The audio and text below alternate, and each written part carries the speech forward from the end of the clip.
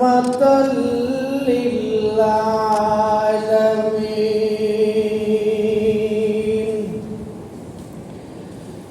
Alhamdulillah.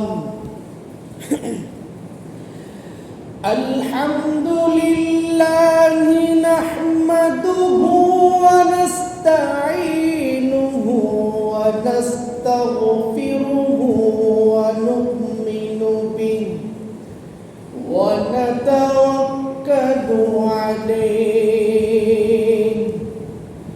wa na'udzu billahi min shururi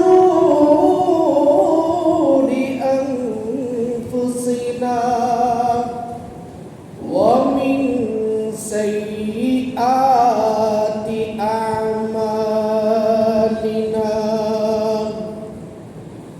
Man yahdihillahu fala mudilla lahu wa man yudlilhu fala hadiya lahu. Wa nashhadu an la ilaha illallah wahdahu la sharika lahu. Wa nashhadu anna sayyidina wa maulana Muhammadan abduhu wa rasuluh. Sallallahu ta'ala alayhi wa ala alihi wa ashabihi wa barika wa sallam. Arsalahu bil haqqi bashiran wa nadhiran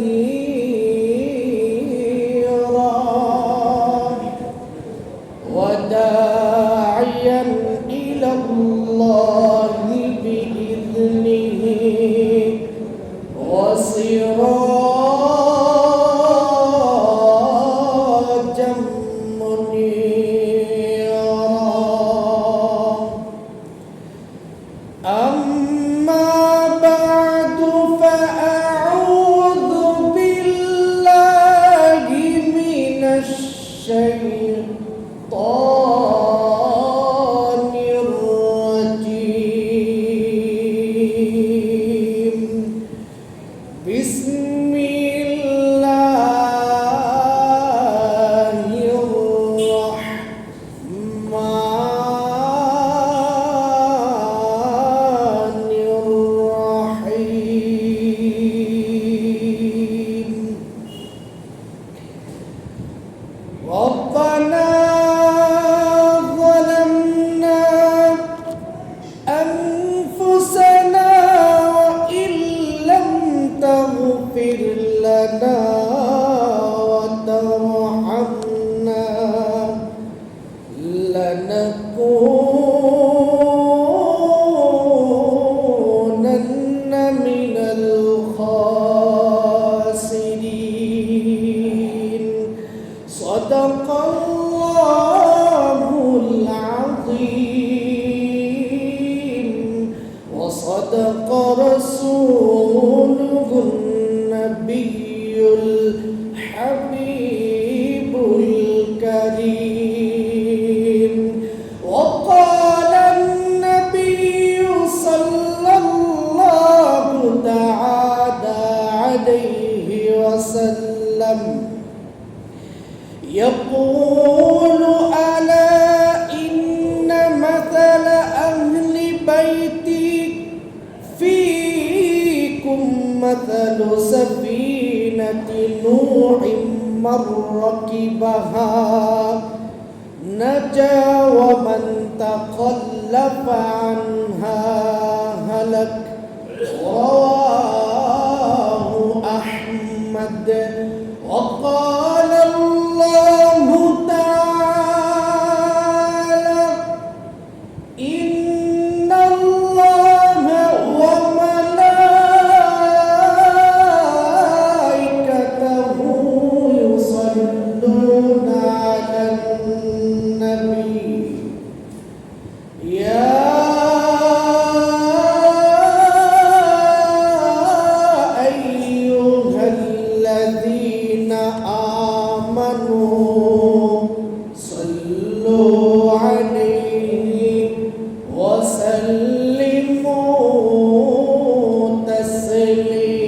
কালিমায় আল্লাহুম্মা সাল্লি আলা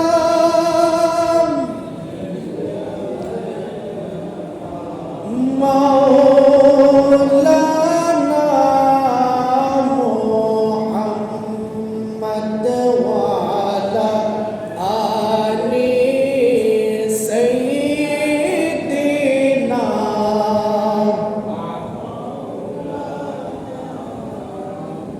মুহাম্মদে আল্লাহুম্মা সাল্লি আলা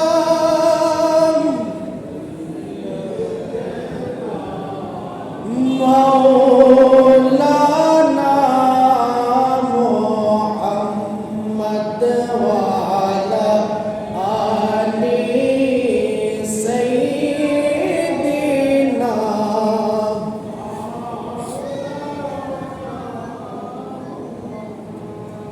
কখনো তোমাকে যদি ভুলি হেদায়েতের আলো জেলে কাছে নিয়ে তুলি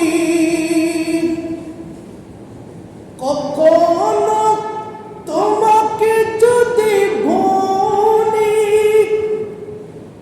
হেদায়েতের আলো জেলে কাছে নিয়ে তুলি ক্ষমা করো দয়া করো ও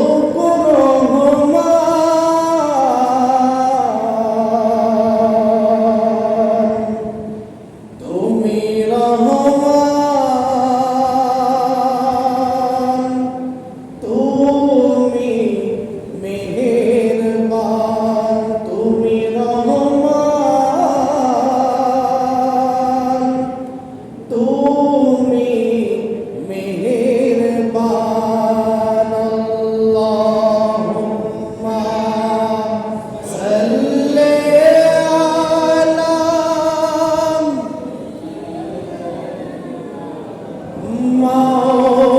মাওলানা মুহাম্মদ ওয়া আলা আলি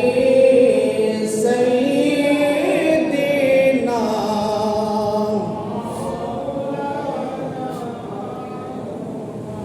লা ইলাহা ইল্লাল্লাহ লা ইলাহা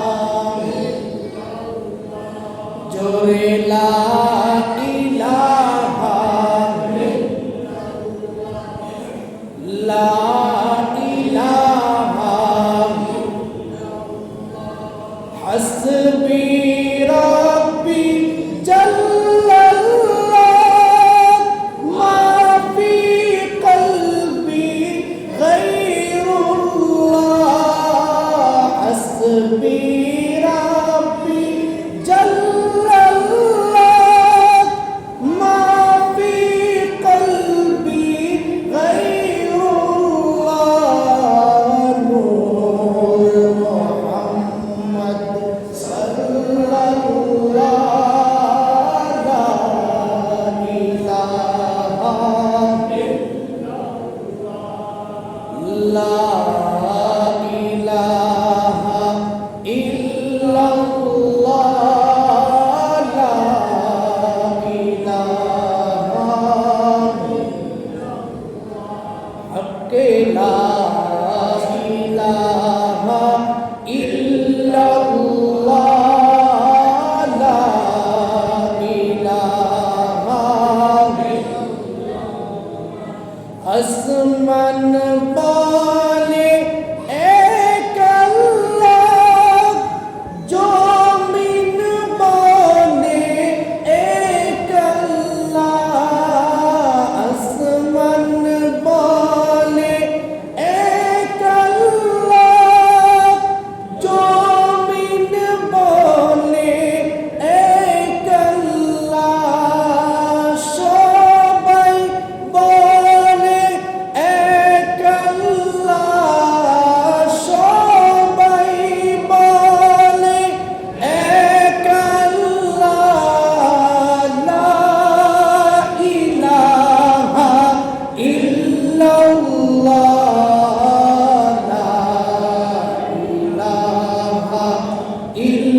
ইল্লাল্লাহ লা ইলাহা লা ইলাহা ইল্লাল্লাহ লা ইলাহা লা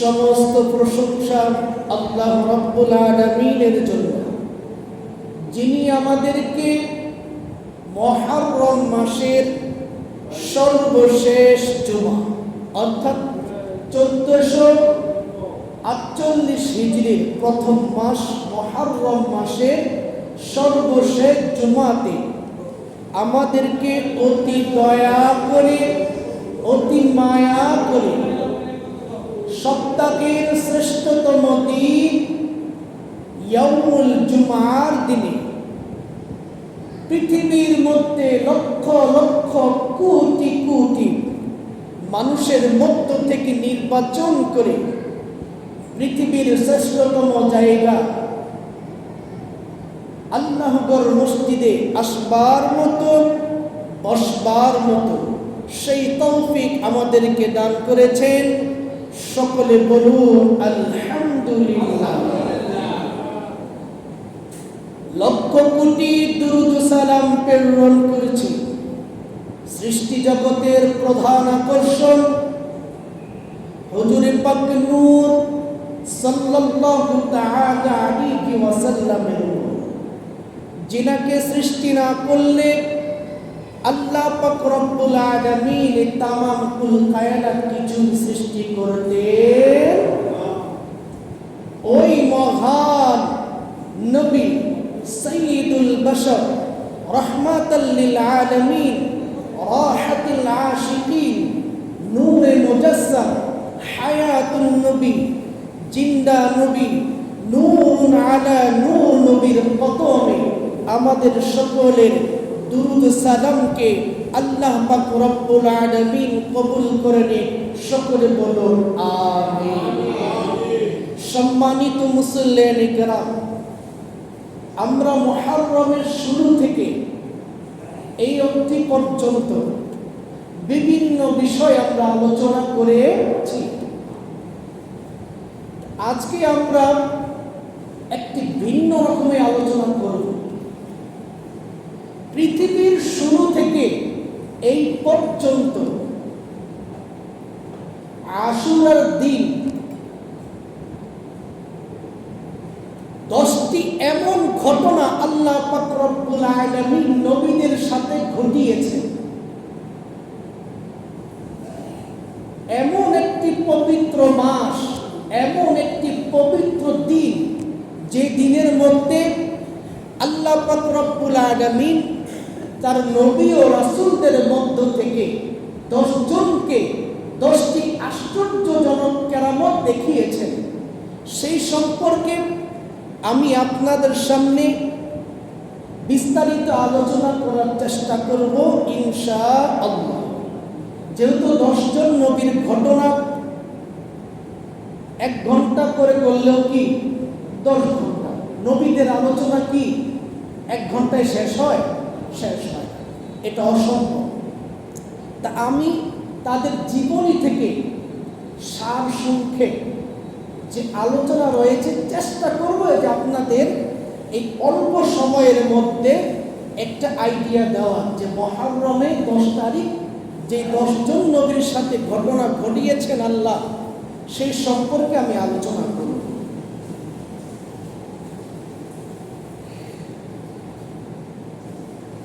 সম্মানিত মুসল্লিয়ানে কেরাম, আল্লাহ পাক রব্বুল আলামিন সর্বপ্রথম তার সত্তাকে প্রকাশ করার জন্য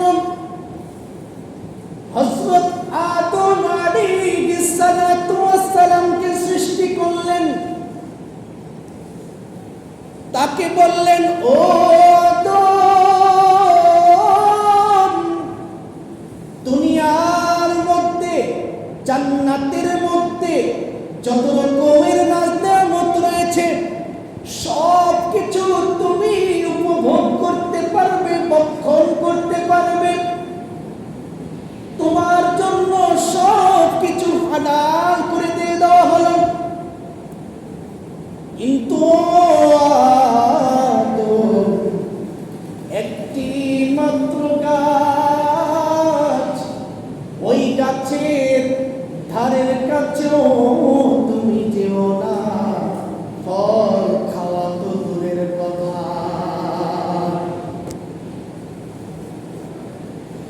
আদমকে আল্লাহ পাক রব্বুল আলামিন এই নসিহতটা করলেন, জান্নাতে আমি যত নাজদাম সৃষ্টি করেছি সব তোমার জন্য। একটি গাছের থেকে তুমি তোমার নফসকে বিরত রাখবে।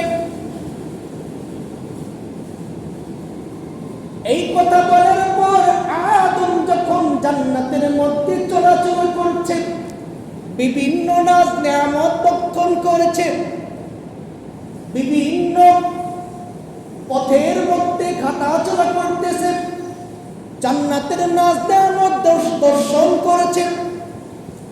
ওই সময়ের মধ্যে হাওয়া আলাইহিস সালাতু ওয়াস সালামকে সৃষ্টি করা হলো। যখন আদমকে সৃষ্টি করা হয়, সমস্ত ফেরেশতাদের মধ্য থেকে শয়তানকে সিজদা করার কথা বলা হয়। শয়তান সিজদা দিতে অস্বীকৃতি জানায়। আল্লাহ পাক রব্বুল আলামিন রাগান্বিত হয়ে শয়তানকে জান্নাতের দরজা থেকে বহিষ্কৃত করে দেয়। শয়তান যাওয়ার পূর্বে ওয়াদা করেছিল, ও আল্লাহ,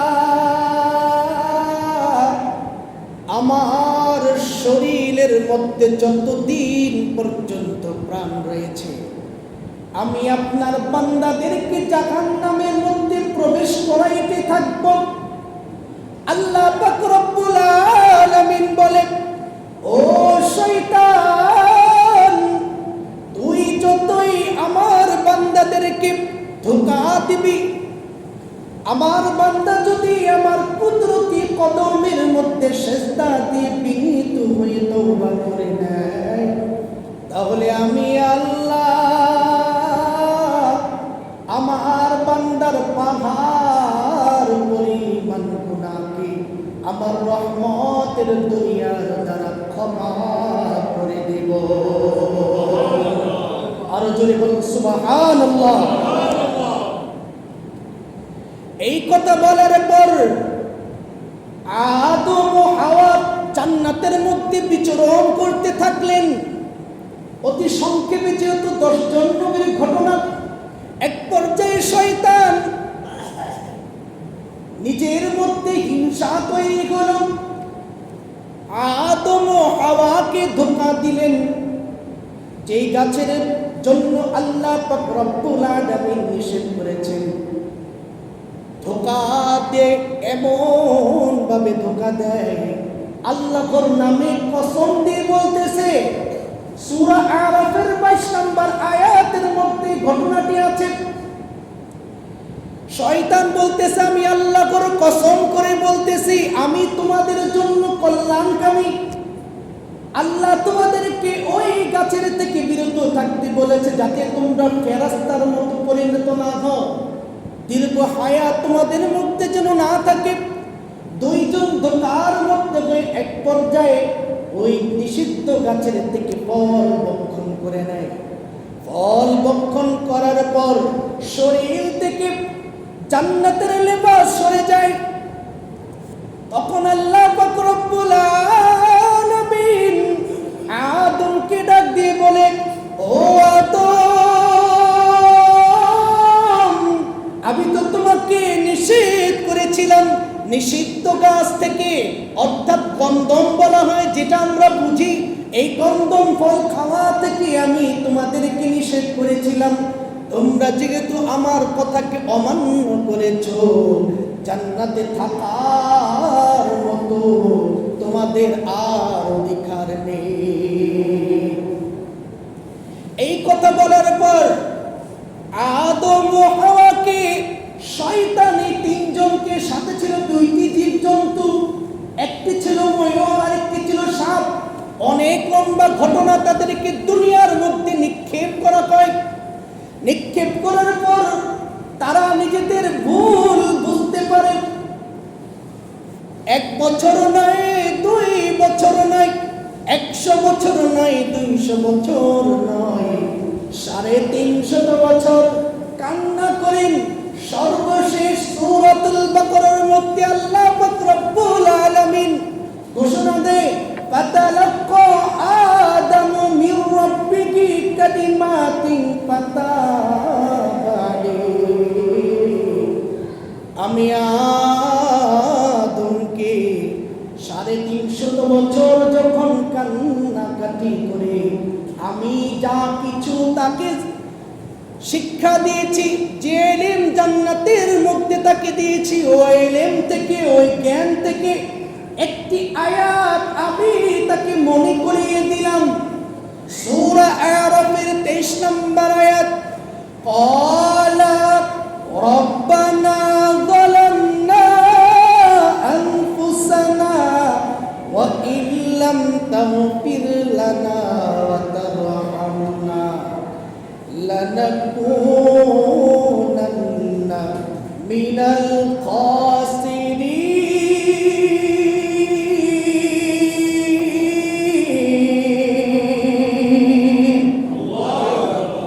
আল্লাহ পাক রব্বুল আলামিন আদমকে দোয়াটি মনে করিয়ে দেয়। তখন আদম 2 হাত উঁচু করে আল্লাহ রব্বুল আলামিনের কাছে দোয়া করে, রব্বানা যালামনা আনফুসানা, হে আমার প্রতিপালক,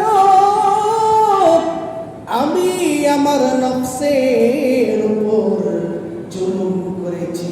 ওয়া ইল্লাম তাগফির লানা ওয়া তারহামনা, আপনি যদি আমাদেরকে ক্ষমা না করেন, আপনি যদি আমাদেরকে দয়া না করেন, লানাকুনান্না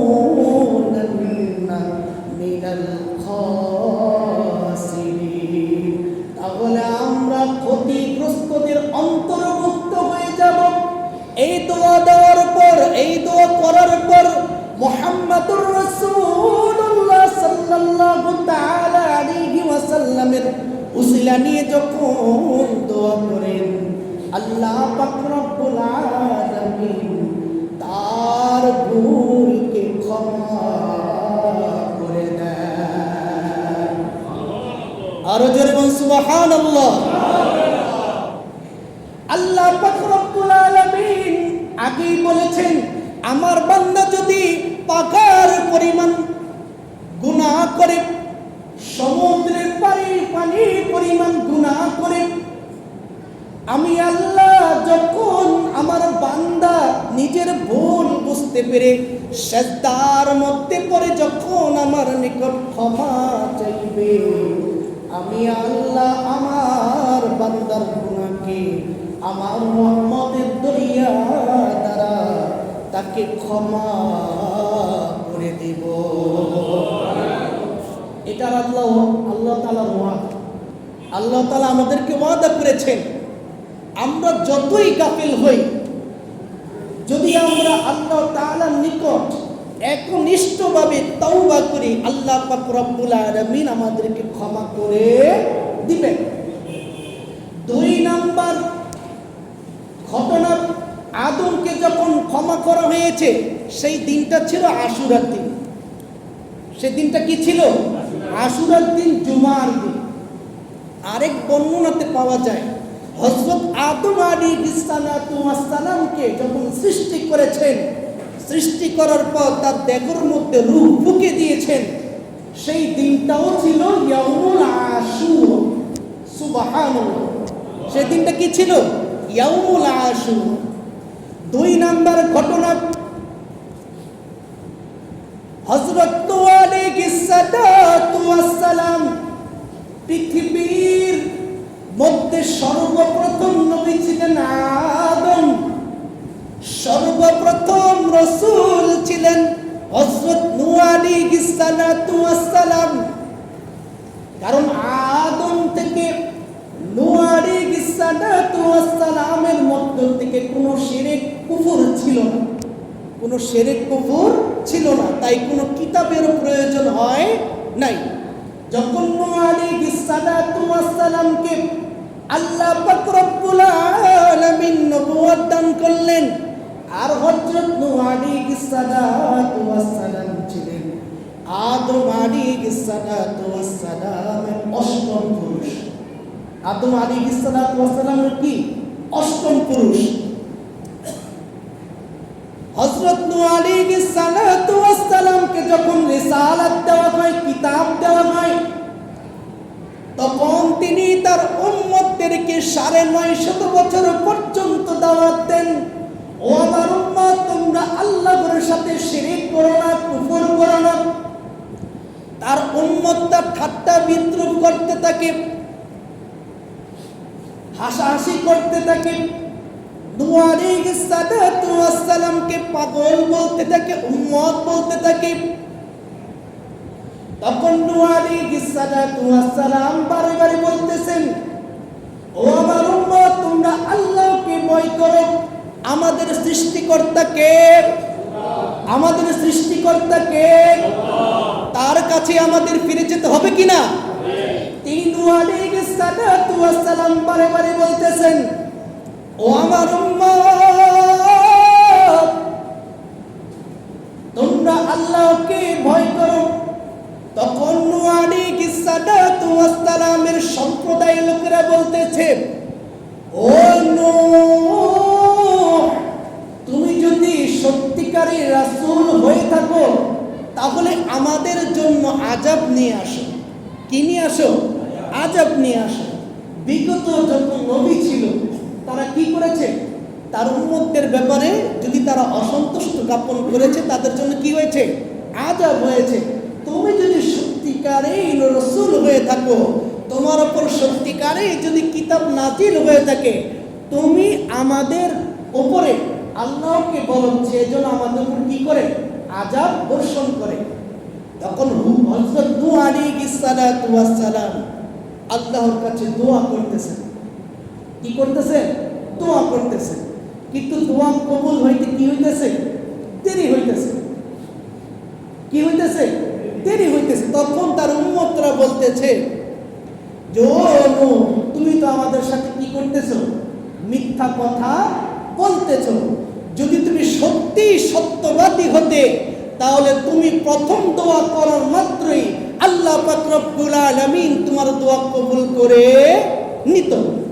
তার মানে কি? তুমি কি মিথ্যাবাদী। এই প্রমাণটা পবিত্র কোরআনে সূরাতুল হুদের ৩২ নম্বর আয়াতের মধ্যে আল্লাহ পাক রব্বুল আলামিন বলতেছেন, রব্বিনসুরনি বিমা কাযযাবুন।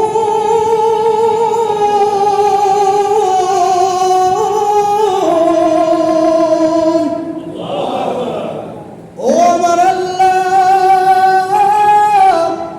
আপনি আমাকে সাহায্য করুন। কে বলতেছে? হযরত নূহ। হযরত নূহ আলাইহিস সালাতু ওয়াস সালাম আল্লাহর দরবারে সাহায্য চাচ্ছেন। ও আল্লাহ, আপনি আমাকে সাহায্য করুন। আমার সম্প্রদায়ের লোকেরা আমাকে মিথ্যাবাদী বলতেছে। কি বলতেছে? মিথ্যাবাদী বলতেছে। ও আল্লাহ, আপনি আমাকে সাহায্য করুন, আপনি তাদের উপর আযাব বর্ষণ করুন। আল্লাহ পাক রব্বুল আলামিন এই দোয়া করার পর সাথে সাথে তার দোয়া কবুল করে নিলেন। সারা পৃথিবীর মধ্যে প্লাবন সৃষ্টি হয়ে গেল। অতি সংক্ষেপে বলতেছি, সময় অল্প। সারা পৃথিবীর মধ্যে প্লাবন সৃষ্টি হয়ে গেল।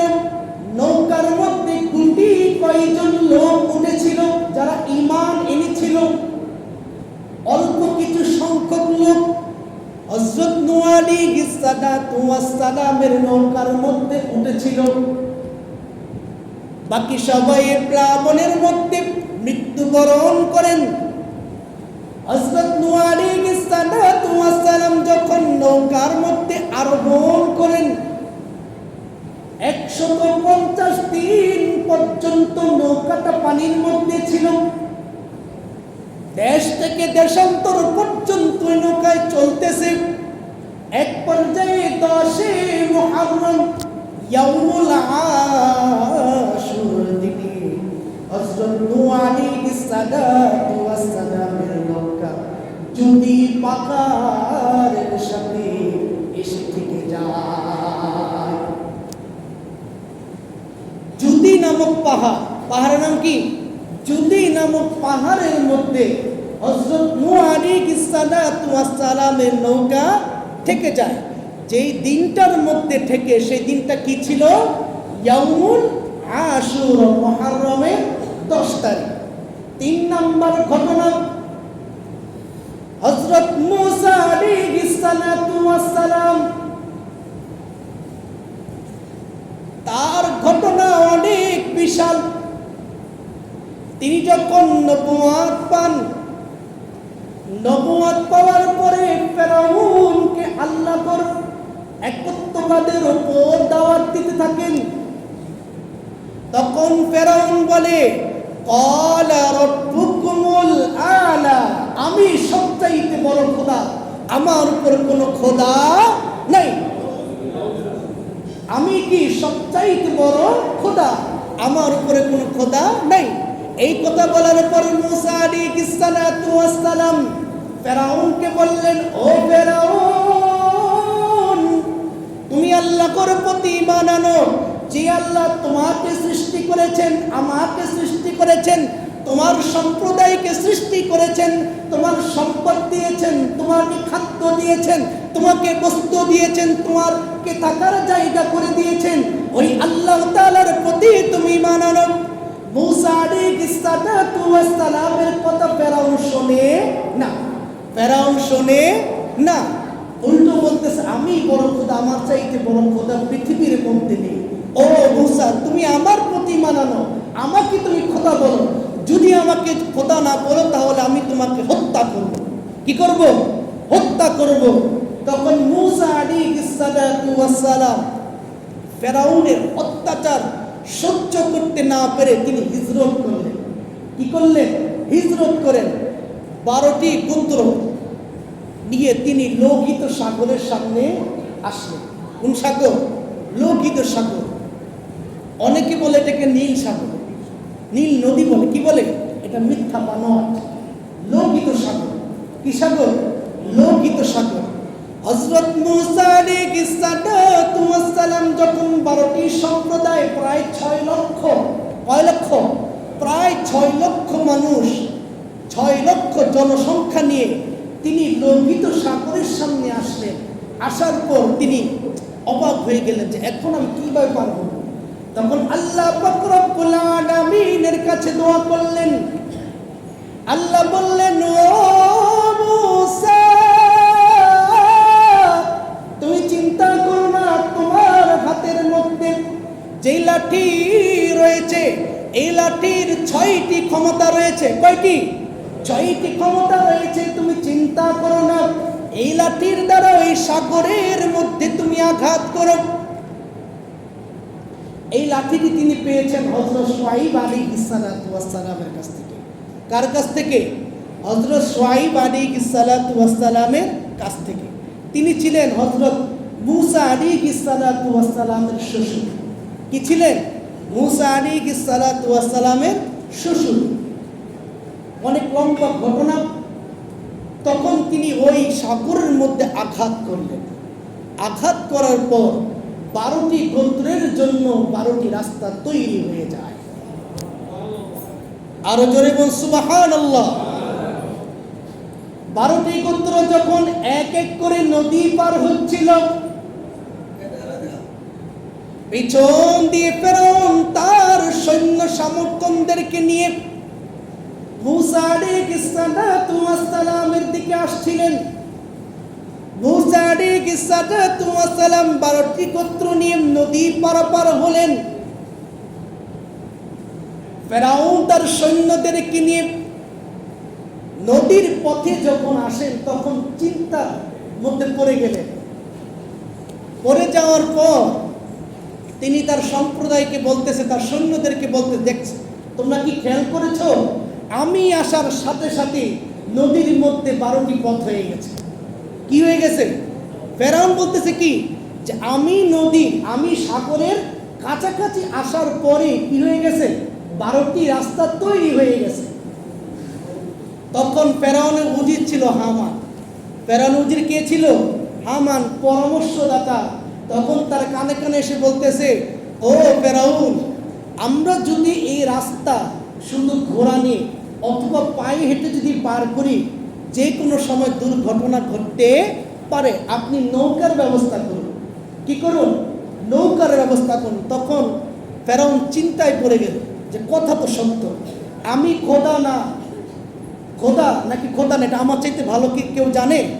আমি তো আমার সম্প্রদায়কে মিথ্যা কথা বলতেছি। আমি আমার সম্প্রদায়কে কি বলতেছি?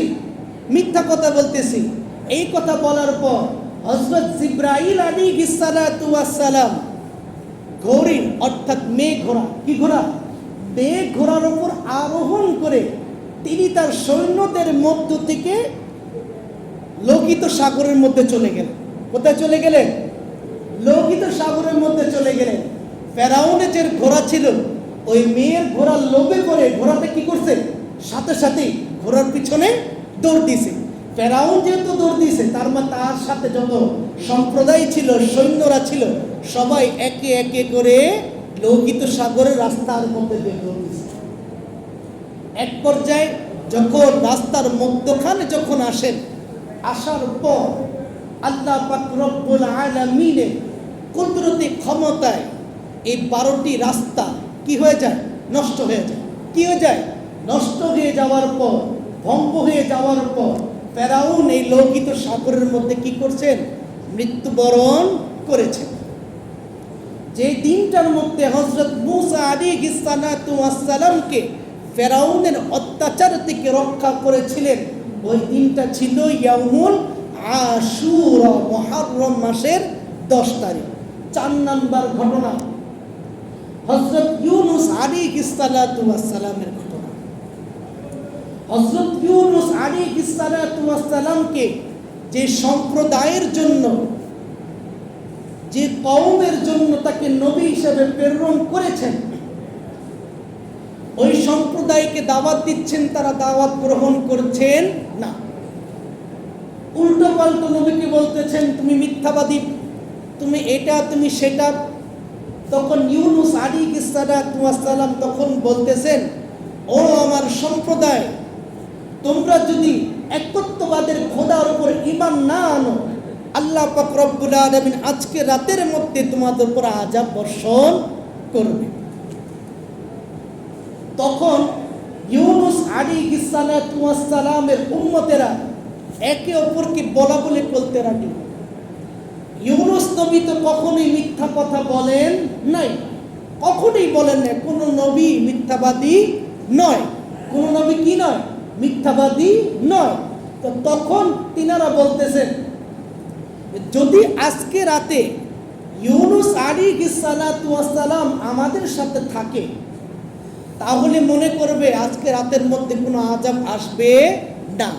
আর যদি আজকে রাতে তিনি আমাদের মাঝে না থাকে, তাহলে অবশ্যই মনে করতে হবে আজকে রাতের মধ্যে আযাব হবে। এই কথা বলার পর যখন সন্ধ্যা নেমে আসলো, আসার পর চারদিকে কালো ধোঁয়া ছায়, কালো ধোঁয়া কি হয়ে গেল? ছড়িয়ে পড়ল পুরো অঞ্চলের মধ্যে। তখন তার সম্প্রদায়ের লোকেরা চিন্তায় চিন্তিত হয়ে পড়ল যে হয়তোবা ইউনূস নবী যে কথা বলেছেন সেই কথাটা কি সত্য, সেই কথাটা কি সত্য। তারা পাগল হয়ে ইউনূস নবীকে খুঁজতে লাগলো। খুঁজতে খুঁজতে তারা দেখতে পেল ইউনূস নবী এই অঞ্চলের মধ্যে নাই। আগের আযাব ছিল অঞ্চল ভিত্তিক, এলাকা ভিত্তিক, ঘর ভিত্তিক। এমনও সময় বনু ইসরাঈল যারা ছিলেন তারা দেখতে পেতেন, যারা সুদ খেতেন, ঘুষ খেতেন, জেনা করতেন, এইসব কাজে যারা নিমজ্জিত ছিল, একসাথে ঘর, এই ঘরে আযাব হচ্ছে, এই ঘরে আযাব হয় না। অর্থাৎ তারা যে গুনাহ করতেন, সাথে সাথেই সেটা কি হইতো? আযাব হইত, শাস্তি হইত। এই এমন দৃশ্য দেখার পর ইউনূস নবীর উম্মতেরা কান্নায় ভেঙে পড়লেন। তখন তারা মোটা কাপড়, সাদা, কি কাপড়? সাদা মোটা কাপড়ের পরে আল্লাহ পাক রব্বুল আলামিনের কাছে তওবা করলেন। তওবা করতে করতে, কান্না করতে করতে এক পর্যায়ে আল্লাহ রব্বুল আলামিন তাদের তওবা কবুল করে নিলেন। ইউনূস নবী এই অঞ্চলের মধ্যে নাই, কোথায় নেই? এই অঞ্চলের মধ্যে নাই। ইউনুস নবী মনে মনে চিন্তা করতেছেন, এতক্ষণে মনে হয় আমার অঞ্চলের মধ্যে আযাব হয়ে গেছে, আমার অঞ্চলের উম্মতের যারা রয়েছেন তারা সবাই মৃত্যুবরণ করেছে। তখন তিনি শুনতে পেলেন যে তিনি যে আযাবের কথা বলেছেন সে আযাব হয় নাই। তখন তিনি চিন্তায় পড়ে গেলেন। তার সম্প্রদায়ের একটি নিয়ম ছিল, যদি কোনো ব্যক্তি মিথ্যা কথা বলতো আর এটা যদি সাব্যস্ত হইত তাহলে তার জন্য মৃত্যুদণ্ড। কি? মৃত্যুদণ্ড। এখন ইউনুস নবী চিন্তা করতেছে যে আমি তো এখন কি? মিথ্যাবাদী। আমি এখন কি? মিথ্যাবাদী। কিন্তু তিনি জানতে পারেন না যে তার উম্মতেরা তওবা করে সবাই আল্লাহ তাআলার প্রতি ঈমান এনেছেন, এই ঘটনাটা তিনি জানেন। তখন তিনি নিজের মৃত্যুর আশঙ্কা করলেন। কি করলেন? নিজের মৃত্যু আশঙ্কা করার পর নিজের ইজতিহাদ অর্থাৎ নিজের বিশ্লেষণ গবেষণার দ্বারা তিনি তার জানকে রক্ষা করার জন্য তার অঞ্চল ছেড়ে আরেক অঞ্চলে যাওয়ার চেষ্টা করলেন। কিসের মাধ্যমে? নৌকার মাধ্যমে। কিসের মাধ্যমে? নৌকার মাধ্যমে। হযরত ইউনূস আলাইহিস সালাম যখন নৌকার মধ্যে ওঠেন, নৌকা যখন নদীর মধ্যম পন্থায় অবস্থান করল, নৌকার সামনে আগায় না। নৌকার যে মাঝি ছিল তিনি দেখতে পেলেন নৌকা সামনের দিকে আগাচ্ছে না। তখন তিনি তার নৌকার মধ্যে যত লোক ছিলেন সকল লোককে বলতে থাকলেন, ও আমার নৌকার মধ্যে আরোহী গণেরা, তোমরা কে এমন আছো আমাদের মধ্য থেকে হয়তো আল্লাহ পাকের এমন এক অবাধ্য বান্দা রয়েছে যে তার মালিকের অনুমতি ছাড়া আমার নৌকার মধ্যে আরোহণ করেছে। এই কথা বলার পর সবাই আরোহীন যারা ছিল একে অপরের দিকে তাকাচ্ছে, কারণ সবাই কি করছে? তার মালিক সবার কাছে বলে আসছে। কিন্তু হযরত ইউনুস আলাইহিস সালাম এমন অবস্থা দেখার পর তিনি কি করলেন? তার হাত উত্তোলন করলেন। কি করলেন? ও মাঝি ভাই, আমি এমন অধম বান্দা, আমি আমার খোদা থেকে না বলে আমার অঞ্চল ছেড়ে তোমার নৌকার মধ্যে উঠেছি। তখন নৌকার মাঝি বলে, ও নবী, আপনার চেহারা সুরত দেখে, আপনার বুজুর্গিয়ত দেখে মনে হয় না আপনি খোদার অবাধ্য করেছেন। ইউনুস নবী বারে বারে বলতেছেন, আমি সেই বান্দা যে বান্দা আমার সৃষ্টিকর্তা আল্লাহ তাআলার হুকুম ব্যতীত আমি আমার অঞ্চল ছেড়ে তোমার নৌকার মধ্যে উঠেছি। এই কথা বলার পর মাঝি বিশ্বাস করতেছে না, কারণ প্রত্যেকটি নবী ছিল সুন্দর, তাদের চেহারা, তাদের সুরত, তাদের অবয়ব ছিল অনেক সুন্দর। তখন তিনি বলতেছেন, না না, তাহলে আমরা লটারি করি। কি করি? লটারি করি। প্রথম লটারির মধ্যে হযরত ইউনুস আলাইহিস সালামের নাম উঠল। একবার নয়, দুইবার নয়, তিনবার নাম উঠল। তখন ইউনুস নবী বললেন, আমি কোন নৌকার থেকে নেমে গেলে তোমার নৌকা চলতে শুরু করবে। ইউনুস নবী তার গা থেকে কাপড় খুলে নিয়ে শুধু সতরটুকু থেকে নদীর মধ্যে লাফ দেওয়ার পর একটি মাছ আল্লাহ পাকের হুকুমে তার পেটের মধ্যে হযরত ইউনুস আলাইহিস সালামকে নিয়ে নেয়। হযরত ইউনুস আলাইহিস সালাম যখন মাছের পেটে চলে যায়, মাছকে আল্লাহ পাক রব্বুল আলামিন ডাক দিয়া বলেন, ও মাছ, আমি তোমাকে রিজিকের জন্য ইউনুস নবীকে তোমার পেটের মধ্যে রাখি নাই। ইউনুস নবীর একটি পশম যেন কোনো ক্ষয়ক্ষতি না হয় তার হেফাজতের জন্য তোমার পেটের মধ্যে রেখেছি। একদিন নয়, 2 দিন নয়, 10 দিন নয়, 20 দিন নয়, 40 দিন পর্যন্ত মাছের পেটের মধ্যে ছিলেন। তিনি তওবা করতে থাকলেন, বিভিন্ন তাসবিহ আদায় করতে থাকলেন। এক পর্যায়ে 40 দিনের দিন আল্লাহ পাক রব্বুল আলামিন ইউনূস নবীকে স্মরণ করিয়ে দেয়। তখন একটি দোয়া পাঠ করেন, ফানাদা বিযুলুমাতি আল্লা ইলাহা ইল্লা আনতা সুবহানাকা ইন্নী কুনতু মিনাল যালিমিন।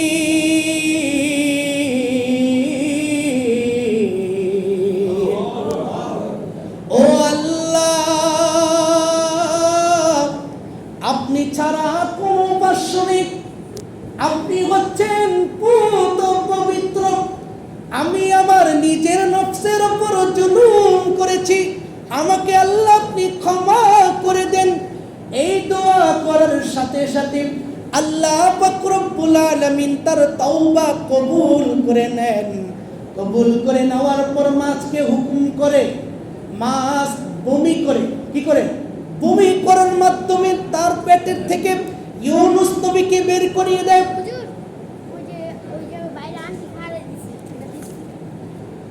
ইউনূস নবীকে যখন মাছের পেটের থেকে বের করে দেয়, যেই দিন তাকে সমুদ্রের অন্ধকার থেকে, রাতের অন্ধকার থেকে, মাছের পেটের অন্ধকার থেকে যেদিন আল্লাহ পাক রব্বুল আলামিন তাকে মুক্ত করেছিলেন, ওই দিনটা ছিল ইয়াউমুল আশুরা, মুহররমের 10 তারিখ। সুবহানাল্লাহ। কয় তারিখ? মুহররম মাসের 10 তারিখ। মাত্র 4টি ঘটনা আমি বলেছি, সময় শেষ। যেহেতু আমাদের জুমার আলোচনা একেবারে সংক্ষিপ্ত হয়, আমি আগে বলেছি 1 ঘন্টা করলে আলোচনা করলেও কয় ঘন্টা? 10 জন নবীর ব্যাপারে 10 ঘন্টা। যেহেতু সংক্ষেপ, একেবারে সংক্ষেপ, সারসংক্ষেপ আলোচনা করেছি। আরও 6 জন নবীর কথা বাকি আছে। এটা যদি কখনো সময় হয় বা আগামী জুমাতে যদি আলোচনার মধ্যে আসে, চেষ্টা করবো এই আলোচনাটা করা। তা আল্লাহ পাক রব্বুল আলামিন মুহররম মাসের 10 তারিখে যে আমল রয়েছে, সে আমলগুলো আমাদের করার মতো তৌফিক দান করুন। যারা এই মাসের মধ্যে করেছেন আমলগুলো, আল্লাহ পাক রব্বুল আলামিন তাদের আমলগুলো কবুল করে নিক। আর যারা করতে পারেন নাই, আগামী বছর পর্যন্ত আল্লাহ আমাদের হায়াতে তয়্যিবা দান করুন। সকলে বলুন আমিন। ওয়ামা আলাইনা ইল্লাল বালাগ। আসসালামু আলাইকুম ওয়া রাহমাতুল্লাহি ওয়া বারাকাতুহু। সকলে কবুল জুমা আদায় করে